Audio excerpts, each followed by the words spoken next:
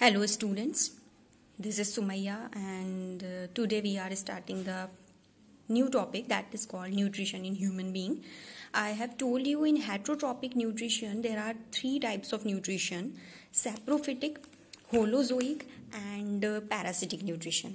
तो मैंने आपको ये बताया था कि होलोजोइक में टू एग्जाम्पल्स हम डिटेल में डिस्कस करेंगे. अमीबा का हमने डिस्कस कर लिया था. Now we will discuss about nutrition in human beings. Human beings में किस तरीके से न्यूट्रिशन होता है. जो मोड है न्यूट्रिशन का वो होलोजोइक है और हेटरोट्रॉपिक न्यूट्रिशन है. तो जो आप लोगों को पता है दैट ह्यूमन बींग्स जो होते हैं वो कॉम्प्लेक्स एनिमल्स होते हैं जिनमें कॉम्प्लेक्स डाइजेस्टिव सिस्टम होता है. मतलब बहुत सारे ऑर्गन्स प्रेजेंट होते हैं इनमें. इस वजह से जो डाइजेशन होता है वो बहुत ज़्यादा कॉम्प्लेक्स होता है. ह्यूमन डाइजेस्टिव सिस्टम जो है वो कंपोज्ड करता है एलिमेंट्री कैनल. इसको हम गट भी बोलते हैं. दिस इज ऑल्सो कॉल्ड गट. सो जो ऑर्गन्स आते हैं एलिमेंट्री कैनाल में वो हैं आपके oesophagus, stomach, small intestine, large intestine, rectum and anus. Digestion in human being का एक एलिमेंट्री कैनाल का डायग्राम भी है. This is the mouth. This is also called the buccal cavity और ओरल कैविटी भी हम कहते हैं. This is the tongue and this is the food pipe. This is oesophagus and this is diaphragm, stomach. Stomach के ऊपर this is liver. Liver में ही gall bladder होता है जिसमें बाइल स्टोर होती है. And this is liver, this is bile duct and this is gall bladder. This is stomach. Stomach के नीचे होती है स्मॉल इंटेस्टाइन. स्मॉल इंटेस्टाइन के हमारे तीन पार्ट्स होते हैं: duodenum, jejunum and ileum. Duodenum में सबसे ज्यादा डाइजेशन टेक्स प्लेस होता है और इलियम में सबसे कम होता है, बल्कि होता ही नहीं है. इलियम में एब्जॉर्प्शन होता है. This is the pancreas. ये जो लीफ लाइक स्ट्रक्चर है स्टोमक से नीचे, this is the pancreas. Liver, pancreas, these are the glands. And this is appendix and this is anus. Now we will discuss in detail about the digestion in nutrition in human beings. So alimentary canal के ये सारे parts हो गए. Esophagus, that is the food pipe. Stomach, small intestine, large intestine, rectum and anus. Now accessory glands. अब जो glands इसमें ज़रूरी होंगे nutrition में वो क्या क्या हैं? Salivary glands. Salivary gland ये आपके mouth में present होगा. It is present in the mouth. Gastric gland होगा उसके बाद, ये आपके स्टोमक में प्रेजेंट होंगे, स्टोमक के बाहर प्रेजेंट होंगे. तो ये जो एक्सेसरी ग्लैंड्स हैं ये सारे एलिमेंट्री कैनाल के बाहर होते हैं. ठीक है. लिवर भी एक ग्लैंड है, सबसे बड़ा ग्लैंड है, लार्जेस्ट ग्लैंड है. लार्जेस्ट ग्लैंड के बाद एक और ग्लैंड आता है that is pancreas. That is the second largest gland of the human body. Then उसके बाद इंटेस्टाइनल ग्लैंड होते हैं कुछ, ये स्मॉल इंटेस्टाइन के अंदर होते हैं. तो ये एलिमेंट्री कैनाल के बाहर होते हैं. तो हम ये सारा डिस्कस करेंगे. पहले हम एलिमेंट्री कैनाल में ये सब देखेंगे कि किस तरीके से न्यूट्रिशन होता है ह्यूमन बींग्स में, और उसी से रिलेटेड जो ग्लैंड्स इसमें नेसेसरी होते हैं, जो भी डाइजेस्टिव एंजाइम्स या डाइजेस्टिव जूसेस जो रिस्पॉन्सिबल होंगे इन ग्लैंड से जो भी निकलेंगे वो वी विल डिस्कस. नाउ अब प्रोसेस कैसे होगा. प्रोसेस मैंने आपको पहले 5 स्टेप्स बताए ही हैं कि किस तरीके से ऑर्गेनिज्म फूड को ऑब्टेन करते हैं. 5 प्रोसेस थे: ingestion, digestion, absorption, assimilation and egestion. Now the first process is the ingestion. Ingestion का वही simple process है कि हम एक ऐसा process जिसमें food को लिया जाता है. The process of taking food in mouth is called ingestion. इस process को हम कहते हैं ingestion. Then उसके बाद digestion. Human beings एक बहुत complex animal है, बहुत complex organism है, तो इसलिए digestion भी बहुत ज़्यादा complex होता है और बहुत लंबा process है digestion का. इसमें क्या होता है ह्यूमन बींग्स में, ये कॉम्प्लेक्स सब्सटेंसेस को सिंपलर सब्सटेंस में कन्वर्ट करता है. लेकिन प्लांट्स में क्या हो रहा था, वहां पे सिंपलर सब्सटेंसेस कन्वर्ट हो रहे थे कॉम्प्लेक्स में. तो जो भी चीजें, जो भी न्यूट्रिएंट्स ह्यूमन बींग लेता है, जैसे कार्बोहाइड्रेट ऑब्टेन करेगा, फैट्स ऑब्टेन करेगा, प्रोटीन्स ऑब्टेन करेगा, तो वो सारे कॉम्प्लेक्स सब्सटेंसेस होते हैं, उसको कन्वर्ट करता है किसमें, सिंपलर सब्सटेंसेस में. और ये सिंपलर सब्सटेंसेस में कन्वर्ट करने के लिए किस चीज़ की ज़रूरत होती है, एंजाइम्स की ज़रूरत होती है, डाइजेस्टिव जूसेस की ज़रूरत होती है. Now the first process in the digestion is the mechanical process. नाम से ही पता चल रहा है थोड़ा मैकेनिक वाला प्रोसेस, फिजिकल प्रोसेस, जिसमें टीथ का, टंग का रोल होता है. ये किससे होता है mechanical process? It takes place through teeth and tongue. Mechanical process. अब डाइजेशन हमारा जो स्टार्ट हो जाता है वो माउथ से ही स्टार्ट हो जाता है। माउथ में we have tongue and teeth. Tongue में बहुत सारे गस्ट्रेटरी रिसेप्टर होते हैं। गस्ट्रेटरी रिसेप्टर का क्या मतलब है? टेस्ट वाले रिसेप्टर। रिसेप्टर का क्या मतलब है? अब ये रिसेप्टर हम सेकेंड चैप्टर में पढ़ेंगे, बट फिर भी मैं बता देती हूँ कि रिसेप्टर होता क्या है। ये एक ऐसा सेंस ऑर्गन होता है जो कि हमारी बॉडी में जितने भी सेंस ऑर्गन्स होते हैं उसको सेंस कर लेता है। जैसे टेस्ट का है तो टेस्ट हमें पता चल जाते हैं, तो ये किस वजह से? बिकॉज ऑफ द रिसेप्टर, ठीक है, which perceive the sense of taste. तो गस्टेटरी रिसेप्टर होते हैं। तो क्या होता है इस टंग में? सलाइवा हमारे सलाइवरी ग्लैंड से निकलता है, तो it is secreted from the salivary gland, जो कि फूड के साथ मिक्सअप हो जाता है। देन उसके बाद हमारी माउथ में टीथ होते हैं। टीथ क्या करते हैं? ये ब्रेक डाउन कर देते हैं फूड को स्मॉल पार्टिकल्स में, so that swelling of food becomes easier. तो अगर सलाइवा ही नहीं होगा माउथ में तो क्या होगा?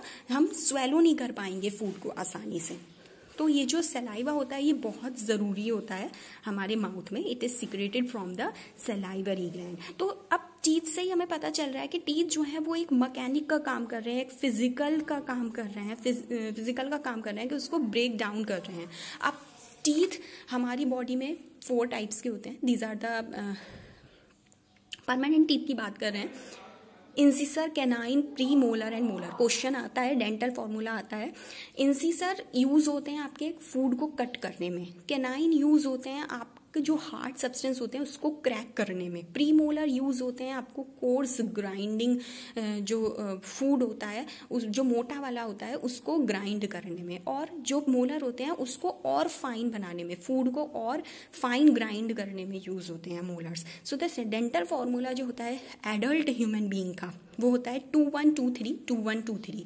2 is the incisor, 1 is the canine, 2 is the premolar and 3 is the molar. ये वन साइडेड के हैं।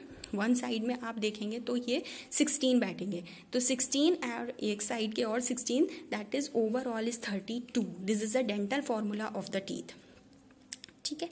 Now this is the mechanical process. किस तरीके से होता है? Through teeth and through tongue.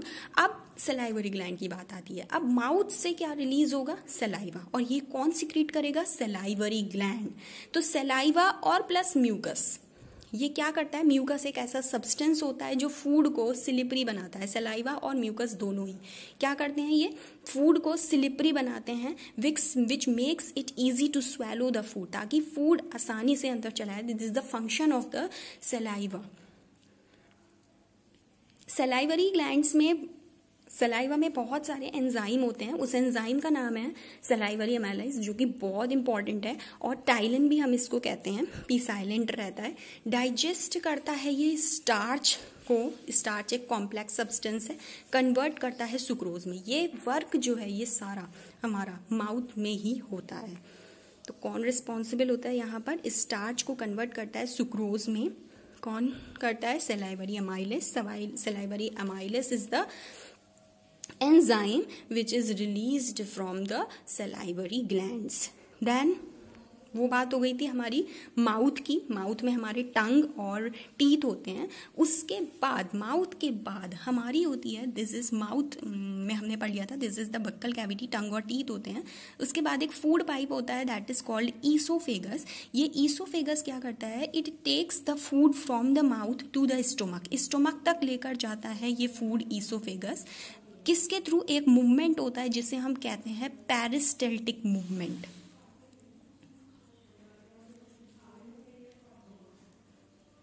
Peristaltic movement का मतलब क्या होता है? Rhythmic contraction of muscles of the lining of alimentary canal to push the food forward. एक ऐसा कॉन्ट्रैक्शन मसल का जिसमें क्या होता है? फूड को आगे की तरफ पुश कर दिया जाता है। This is the peristaltic movement and it is performed by the oesophagus. Then अब ये तो था आपका मैकेनिकल प्रोसेस जो कि माउथ में ही स्टार्ट हो जाता है। देन अब फूड कहाँ चला गया? Through the oesophagus in the stomach. Stomach में चला जाता है। नाउ अब स्टोमक में स्टार्ट होगा केमिकल प्रोसेस। इसको केमिकल प्रोसेस क्यों कहा गया है? Why it is called chemical process? Because it contains many enzyme, gastric juices होते हैं बहुत सारे, यहाँ पर केमिकल का काम होता है, that's why it is called chemical process. अब स्टोमक में होगा ये काम, माउथ से फूड स्टोमक तक जाएगा थ्रू फूड पाइप और ईसोफेगस। स्टोमक एक लार्ज ऑर्गन है, as we have seen in the diagram, bag like structure है और एक लार्ज ऑर्गन है जो कि एक्सपेंड हो जाता है जब फूड इसमें एंटर करता है। तो जो मस्कुलर वॉल्स होती हैं इसकी स्टोमक की, they help in mixing the food thoroughly with digestive juices. इसके अंदर बहुत सारे गैस्ट्रिक ग्लैंड होते हैं जिसके अंदर से डाइजेस्टिव जूस निकलता है जो कि क्या करता है, फूड को बहुत अच्छे से मिक्स कर देता है। ठीक है, नाउ अब स्टोमक में क्या होती हैं, गैस्ट्रिक ग्लैंड होती हैं, वो किस तरीके से डाइजेस्ट करती हैं फूड को, this we will discuss. Gastric glands क्या सीक्रेट कर रही हैं, it secrete gastric juice. Gastric juice अब 3 तरीके का होता है, HCl, पैप्सिन एंड म्यूकस। ये भी बहुत इंपॉर्टेंट है, बहुत इसमें क्वेश्चंस आते हैं, फंक्शंस आते हैं। HCl का फंक्शन क्या होता है, HCl सीक्रेट होता है हमारी बॉडी में, इसका काम होता है मीडियम को एसिडिक बनाना, मीडियम को एसिडिक बना देता है ये HCl। पेप्सिन क्या करता है, ये प्रोटीन्स को ब्रेक डाउन कर देता है, it breaks down the proteins into smaller substances, और सब्सटेंसेस में छोटे छोटे सब्सटेंसेस में कन्वर्ट कर देता है। जो एंजाइम रिस्पॉन्सिबल होता है कन्वर्ट करने में वो होता है पेप्सिन। 1 मार्क में भी हो सकता है ये क्वेश्चन। देन म्यूकस क्या करता है, it protect inner lining of stomach from the action of acid under normal condition. क्या होगा, अब हमारी बॉडी में तो HCl सीक्रेट हो रहा है स्टोमक में, तो क्या करेगा ये, अगर म्यूकस नहीं होगा तो क्या करेगा, HCl ये बर्न कर देगा स्टोमक को। तो म्यूकस क्या करता है, जो इनर लाइनिंग से निकलता है स्टोमक की, ये क्या करता है, एसिड के एक्शन को प्रोटेक्ट करता है अंडर नॉर्मल कंडीशन। ठीक है, अब जितना भी फूड है, exit of food from the stomach is regulated by a sphincter muscle. अब क्या होगा, स्टोमक में ये सारा फूड गैस्ट्रिक ग्लैंड के थ्रू जो डाइजेस्टिव जूसेस निकल रहे हैं वो सब डाइजेस्ट कर देंगे। अब ये जितना भी फूड होगा वो सब कहाँ जाएगा, that will be gone in the small intestine. This is the small intestine, यहाँ से स्टार्ट हो रही है। ये दिखने में हमें बड़ी लगती है बट दिस इज स्मॉल, इसका जो साइज है वो क्या होता है, बड़ा होता है लार्ज इंटेस्टाइन से। एग्जिट ऑफ फूड, जब स्टोमक से फूड आएगा स्मॉल इंटेस्टाइन में तो यहाँ पे जो मसल रेगुलेट होंगी that is called sphincter muscle. Sphincter muscle अच्छे से समझना, what is sphincter muscle. Sphincter muscle क्या है, एक ऐसा मसल है जिससे क्या हो रहा है, स्टोमक से जितना भी फूड है वो स्मॉल इंटेस्टाइन में आ रहा है। ये पूछ लिया जाता है 1 नंबर में कि exit of food from the stomach किससे रेगुलेट होता है, that is regulated by a sphincter muscle which releases it in small amounts into small intestine। ठीक है, अब स्मॉल इंटेस्टाइन के हमारे 3 पार्ट हैं। स्मॉल इंटेस्टाइन के पहला पार्ट है ड्यूडेनम, वो ऊपर का ही पार्ट है जहां पे सबसे ज्यादा डाइजेशन टेक्स प्लेस होता है। देन जेजिनम होता है, जेजिनम बीच का पार्ट है, यहाँ पे कोई भी डाइजेशन नहीं होता ज्यादा। देन इलियम, इलियम में एब्जॉर्प्शन होता है फूड का। ठीक है, now then next is the, अब स्टोमक में सारा डाइजेशन हो गया, स्मॉल इंटेस्टाइन में आ गया। अब स्मॉल इंटेस्टाइन में we will discuss in the next video, this is all about up to stomach. अब स्मॉल इंटेस्टाइन में किस तरीके से होता है, कौन कौन से ग्लैंड्स रिस्पॉन्सिबल होते हैं, we will discuss in the next video. Thank you all of you.